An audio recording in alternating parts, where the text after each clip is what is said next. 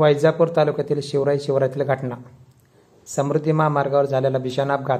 स्कॉर्पिओमधून प्रवास करणाऱ्या 2 महिलेसह 3 जण जागीच ठार तर अन्य 4 जण गंभीर जखमी झाले.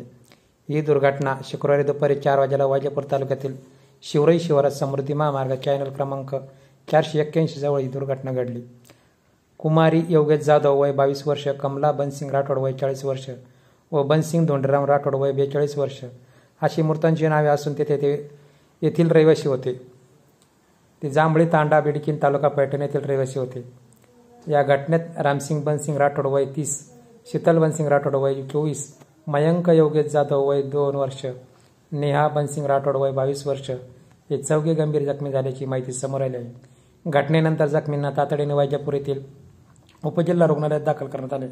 प्राथमिक उपचार घेतल्यानंतर सर्वांनी जखमींना छत्रपती संभाजीनगर येथील खासगी रुग्णालयात हलवण्यात आल्याची माहिती मिळाली आहे. यावेळी एक घटनेबाबतची अधिक माहिती अशी की स्कॉर्पिओ जीपमधून प्रवास करणारे सर्व लोक हे पैठण परिसरातील रहिवासी असून हे स्कॉर्पिओ जीपमधून सिन्नर जिल्हा नाशिक येथून छत्रपती संभाजीनगरला जात होते.